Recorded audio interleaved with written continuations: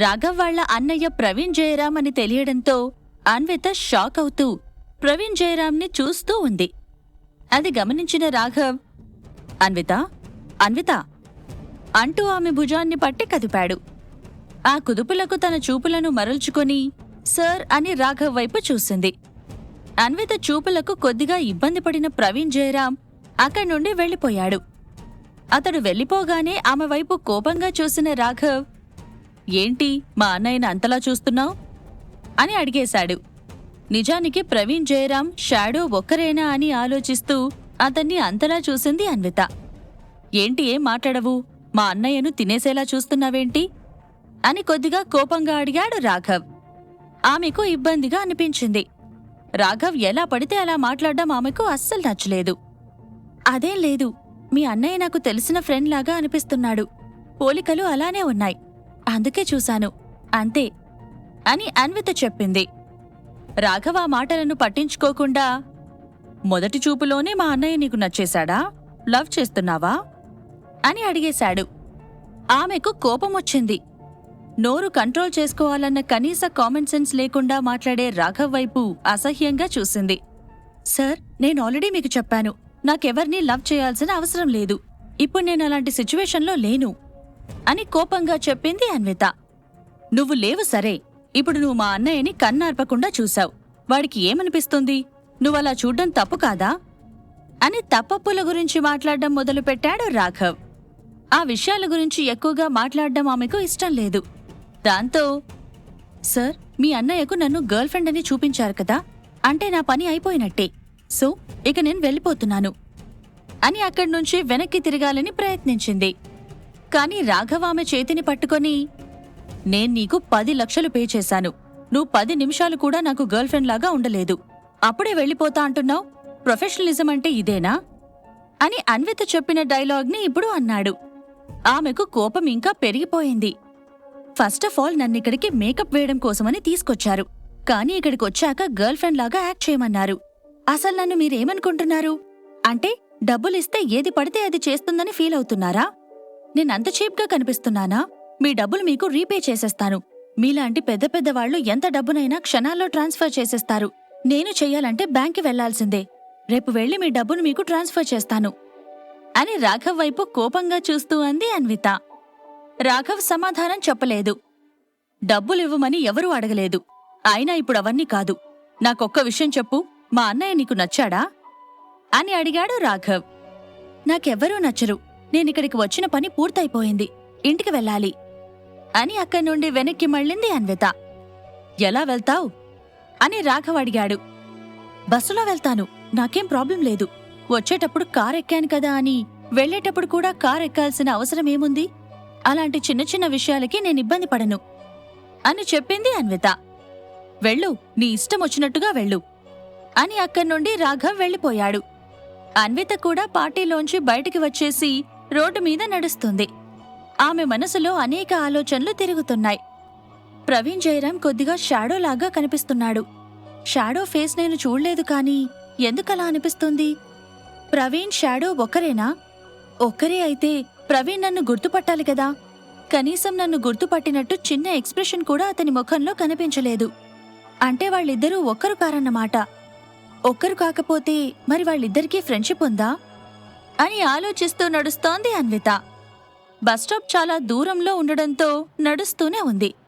అయితే కొద్ది దూరం వెళ్లగానే ఆమె ముందుకు వచ్చాడు ప్రవీణ్ జయరాం. ఒక్కసారిగా ఆమె షాక్ అయిపోయింది. మీరేంటిక్కడ అన్న మాటలు ఆమె గొంతులోనే ఆగిపోయాయి. మళ్లీ అతని వైపు కన్నార్పకుండా చూస్తూనే ఉంది. అంతలో రాఘవ్తో గొడవ గుర్తుకొచ్చి తన చూపులను మరల్చుకుంది. హే అన్విత, అదేంటి ఒంటరిగా వెళ్ళిపోతున్నావు అని అడిగాడు ప్రవీణ్ జయరాం. లేదు సార్, నాకు ఇంటి దగ్గర పనుంది, నేను తొందరగా వెళ్ళాలి అని చెప్పింది అన్విత. రాఘవ్ డ్రాప్ చేసేవాడు కదా, పార్టీ అయ్యేదాకా ఉంటే అయిపోయేది అని ప్రవీణ్ జయరాం అంటుంటే, అప్పటిదాకా నేనుండలేను, తొందరగా వెళ్ళాలి అని ఏం సమాధానం చెప్పాలో తెలియకుండా ఏదో ఒకటి చెప్పేసింది అన్విత. ఓకే ఓకే పర్లేదు, అయితే పద, నేను నిన్ను డ్రాప్ చేస్తాను అని అన్నాడు ప్రవీణ్ జయరాం. వద్దు సార్, మీకెందుకు అనవసరంగా శ్రమ, నేను వెళ్తాను ముందుగా హాస్పిటల్కి వెళ్ళి అక్కడి నుంచి ఇంటికి వెళ్ళాలి అని అంది అన్విత. ఇందులో శ్రమ ఏముంది? మా వాడికి కొంచెం కోపం ఎక్కువ. నీ మీద అరిచినట్టున్నాడు, నేను చూశాను. అందుకే నువ్వు వెళ్ళిపోతున్నట్టున్నావు అని అన్నాడు ప్రవీణ్. ఆ మాటలతో తనను రాఘవ్ గర్ల్ ఫ్రెండ్ అనుకున్నాడని అన్విత భావించి, సార్, మీతో ఒక విషయం చెప్పాలి. నిజానికి నేను రాఘవ్ సార్ గర్ల్ ఫ్రెండ్ని కాదు, ఆయన షోరూంలో మేకప్ ఆర్టిస్ట్ని. ఇక్కడికి మేకప్ చేద్దామని వచ్చాను. కానీ వచ్చిన తర్వాతే రాఘవ్ సార్ తన గర్ల్ ఫ్రెండ్ లాగా యాక్ట్ చేయమని చెప్పారు అని విషయం మొత్తాన్ని చెప్పింది అన్విత. అంతా విన్నాక, వాడికి గర్ల్ ఫ్రెండ్ లేదని నాకు తెలుసు. ఉన్నా 1-2 రోజుల కంటే ఎక్కువగా ఉండరని కూడా నాకు తెలుసు.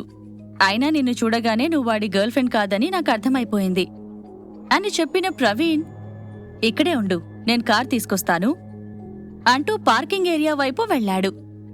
అన్విత వద్దంటున్నా ప్రవీణ్ వెళ్లి కార్ తీసుకొనొచ్చి కార్లో కూర్చోమని ఫోర్స్ చేయడంతో కార్ ఎక్కింది. ఇప్పుడెక్కడికెళ్ళాలి అని క్యాజువల్గా అడిగాడు ప్రవీణ్. బాబాయిని కలుసుకోవాలని హాస్పిటల్ పేరు చెప్పింది అన్విత. తనను మాటిమాటికి సార్ అని పిలుస్తోందని ప్రవీణ్ గమనించాడు. దాంతో, అన్విత, నువ్వు నన్ను సార్ అని అన్నిసార్లు పిలవాల్సిన అవసరం లేదు. నా తమ్ముడు నీకు బాస్ కావచ్చు, నేను కాదు అని అన్నాడు. అన్విత ఏమీ మాట్లాడకుండా సైలెంట్గా నవ్వింది. రోడ్డు మీద కారు వేగంగా వెళ్తుంది. కార్లోని ఏసీ చల్లగా అన్విత శరీరాన్ని తాకుతోంది. అన్విత మనసులో ఏవేవో ఆలోచనలు తిరుగుతున్నాయి. వాటన్నిటికీ సమాధానం ఆమె దగ్గర లేదు. తెలుసుకోవడానికి ఎలా ప్రయత్నించాలో కూడా అర్థం కావడం లేదు. ముందుగా ఈ విషయాన్ని ప్రియాతో పంచుకోవాలని మాత్రం ఆత్రంగా ఉంది. అలా ఆలోచిస్తుండగా ఆమెను పిలిచాడు ప్రవీణ్. ఏంటి సార్ అని అన్విత అడగడంతో, అదిగో మళ్ళీ సార్ అంటున్నావు, కాల్ మీ ప్రవీణ్, లేదంటే పీజే అని పిలువు అని ప్రవీణ్ జయరాం చెప్పాడు. ఆమె ఏదో చెబుదామని అనుకునేలోపే ప్రవీణ్ మాట్లాడుతూ, పబ్లో మా తమ్ముడు నిన్ను పరిచయం చేస్తున్నప్పుడు నువ్వు నన్ను కన్నార్పకుండా చూశావు. అది నేను గమనించాను. ఎందుకో తెలుసుకోవచ్చా అని అడిగాడు. అన్విత ఆశ్చర్యపోయింది. అటు రాఘవ్, ఇటు ప్రవీణ్ ఇద్దరూ అంతలా గమనించారంటే తను ప్రవీణ్ని ఎంతలా చూసిందో ఆమెకు అర్థమవుతుంది. ఒక క్షణం పాటు సమాధానం చెప్పకుండా సైలెంట్గా ఉంది. దాంతో మరోసారి ఆమెను పిలిచాడు. అతడలా అడుగుతుంటే ఏం చెప్పాలో తెలియక కంగారు పడుతోంది అన్విత. ప్రవీణ్ మళ్లీ పిలవడంతో ఏదో ఒకటి చెప్పాలని డిసైడ్ అయ్యి గొంతు సవరించుకొని, ఏం లేదు, మీరు సేమ్ టు సేమ్ మా ఫ్రెండ్ లాగే కనిపిస్తున్నారు. పోలికలు ఒకేలా ఉన్నాయి. అందుకే కొద్దిగా ఆశ్చర్యంగా చూశాను. మా ఫ్రెండ్ని నేను కలవక చాలా రోజులైపోయింది. అప్పుడెప్పుడో కాలేజ్ డేస్లో కలిశాను. ఒకవేళ అతనే మీరా అన్న అనుమానం వచ్చింది అని వణుకుతున్న గొంతుతో అబద్ధమాడింది అన్విత. అవునా అంటూ ఆమె వైపు చూసిన ప్రవీణ్, ఇంతకీ నువ్వు ఎక్కడ చదివావు అని అడిగాడు. ఇక్కడే, ఈ ఊర్లోనే చదివాను అని తను చెప్పగానే, అయితే ఛాన్సే లేదు. మీ ఫ్రెండ్ నేను ఒకేలా ఉన్నామేమో కానీ మీ ఫ్రెండ్ నేను కాదు. ఎందుకంటే నేను అబ్రాడ్లో చదువుకున్నాను అని చెప్పాడు ప్రవీణ్. అవునా అన్నట్టుగా చిన్నగా నవ్వింది అన్విత. అంతకు మించి ఎక్కువ మాట్లాడితే తాను చెప్పింది అబద్ధమని అతడికి తెలుస్తుందని ఆమె భావించింది. అంతలో హాస్పిటల్ రావడంతో కార్ ఆపమని చెప్పింది. కార్ దిగిన అన్విత అతడికి బాయ్ చెప్పేసి హాస్పిటల్లోకి వెళ్ళిపోయింది. అన్విత తన కన్నుల నుండి దూరమయ్యే వరకు ఆమెను చూస్తూనే ఉన్నాడు ప్రవీణ్. హాస్పిటల్ వార్డులోకి అన్విత నడుచుకుంటూ వస్తోంది. బాబాయ్ చంద్రం బెడ్ దగ్గరికి వస్తున్న సమయంలో ఆమెకు సడన్గా లాస్య మాటలు వినిపించాయి. నాన్నా, ఇంకొన్ని రోజులైతే నాకు మరో నాన్న వచ్చేస్తాడు. అమ్మ ఇంకో పెళ్లి చేసుకోబోతోంది. ఇక నీ దగ్గర ఉండాల్సిన అవసరం, నీ పేరును నా పేరు పక్కన పెట్టుకోవాల్సిన అవసరం నాకు లేదు. స్టెప్ ఫాదర్ రాగానే అతని పేరును నా పేరు పక్కన పెట్టేసుకుంటాను. నీలాంటి డబ్బు లేనివాడు నాకు నాన్న కావడం దురదృష్టం. ఇప్పుడైనా అమ్మ వల్ల నాకు డబ్బులున్నవాడు నాన్నలా రాబోతున్నాడు అని చంద్రంతో అంటుంది లాస్య. ఆ మాటలు వినగానే వేగంగా వార్డులోకి పరిగెత్తింది అన్విత. అక్కడికి వెళ్లేసరికి ఆమె షాక్ అయిపోయింది. చంద్రం బెడ్ మీద కాకుండా నేలమీద పడి ఉన్నాడు. లాస్యను పట్టుకోవాలన్నట్టుగా చేతులను ఆడిస్తున్నాడు. లాస్య మాత్రం బాబాయ్కి వార్నింగ్ ఇస్తున్నట్టుగా అక్కడ నిల్చుంది. అక్కడ ఏం జరుగుతుందో ఎక్కువగా ఆలోచించకుండా వెంటనే డాక్టర్ అని గట్టిగా అరిచింది అన్విత. ఆ అరుపుతో 2 నర్సులు వచ్చారు. చంద్రం పరిస్థితిని చూసి అతన్ని బెడ్ మీద పడుకోబెట్టారు. వెంటనే బీపీ చెక్ చేశారు. ఒక నర్స్ అప్పటికే డాక్టర్ని పిలుచుకురావడానికి వెళ్ళిపోయింది. 2 నిమిషాల్లో డాక్టర్ వచ్చి బీపీ చూసి బిత్తరపోయాడు. అక్కడున్న లాస్య, అన్వితల వైపు చూసిన డాక్టర్, ఈ పేషెంట్ని ఎవరు చూసుకుంటున్నారు? ఈ పేషెంట్ అవసరాలను ఎవరు తీరుస్తున్నారు అని కొద్దిగా కోపంగా అడిగాడు. అదిగో తనే అని అన్విత వైపు వేలు చూపించింది లాస్య. మీరా ఇలా నేనా పేషెంట్ని చూసుకునేది? కొంచెం కూడా సెన్స్ లేదా? పేషెంట్కి మీరేం చెప్పారసలు? బీపీ అలా పెరిగిపోయింది అని అన్వితపై డాక్టర్ కోప్పడింది. అది చూసి లాస్య చిన్నగా నవ్వుకుంది. అక్కడున్న నర్సులతో, నర్స్, వెంటనే పేషెంట్ని ఐసీయూకి షిఫ్ట్ చేయండి. పేషెంట్ హెల్త్ అస్సలు బాలేదు అని అన్నాడు డాక్టర్. మరుక్షణంలోనే మరో 2 నర్సులు వచ్చి చంద్రంని ఐసీయూకి తీసుకెళ్లారు. ఆ వెంటనే అన్విత కూడా ఐసీయూ వద్దకు వెళ్ళింది. ఐసీయూలో అబ్జర్వేషన్లో చంద్రం ఉంటే బయట నుండి అద్దాల్లోంచి అతన్ని చూస్తూ ఉంది. అంతలోనే అక్కడికి వచ్చిన లాస్య, నీ బాబాయ్ గురించి ఎంతలా బాధపడుతున్నావు? పాపం, ఏం చేస్తాం, ఆల్రెడీ ముసల్వాడైపోయాడు కదా, చచ్చిపోతాడు అని చాలా తేలిగ్గా చెప్పింది లాస్య. అన్వితకు పిచ్చి కోపమొచ్చింది. వెంటనే ఆమె వైపు తిరిగి, నువ్వసలు కూతురువేనా? నీకసలు మనసుందా? ఛీ, నిన్ను చూస్తేనే కంపరంగా ఉంది. సొంత నాన్న గురించి అలా ఎలా మాట్లాడుతున్నావు అని కోపంగా అంది. సొంత నాన్నే కాని నాన్నకు నాకన్నా ఎక్కువ నువ్వంటేనే ఇష్టం. చిన్నప్పటినుంచి నాకు అదే నచ్చలేదు. అందుకే నాన్నను వదిలేశాను. I love my mother. నాకు మా అమ్మ అంటే ఇష్టం అని చెప్పింది లాస్య. అన్విత ఏమీ మాట్లాడలేదు. బరి తెగించిన వాళ్లతో ఏది మాట్లాడినా వేస్ట్ అని ఆమె అనుకుంది. ఒకసారి ఐసీయూ వంక చూసిన లాస్య, నాకు తెలిసి 2-3 రోజుల్లో చచ్చిపోతాడనుకుంటా. నేను చెప్పిన నిజానికి అంతకన్నా ఎక్కువ బ్రతకడు అని అంది. సొంత కూతురే అలా మాట్లాడడం చూసి అన్వితకు మాట రాలేదు. కొన్ని క్షణాల తరువాత ఆమె వైపు తిరిగి, నీకోసం బాబాయ్ ఎంత చేశాడో నీకు తెలియదా?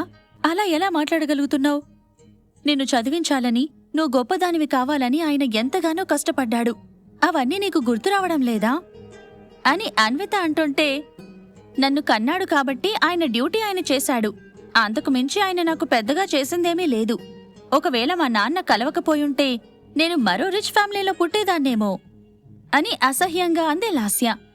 అప్పటికే ఆమె మీద అన్వితకు అసహ్యం పెరిగిపోతోంది. ఇప్పుడు చెప్పిన మాటలతో అసహ్యం స్థాయి శిఖరాగ్రానికి చేరింది. దాంతో వెంటనే లాస్య చెంప మీద చెళ్ళుమని కొట్టింది. నువ్వు కూతురుగా మీ నాన్నకు సేవలు చేయాల్సిన అవసరం లేదు. కనీసం మంచిగా మాట్లాడాల్సిన అవసరం కూడా లేదు. కాని ఆడదాన్లాగా మాట్లాడు, అడ్డగాడిదలాగా కాదు అని కోపంగా అంది అన్విత.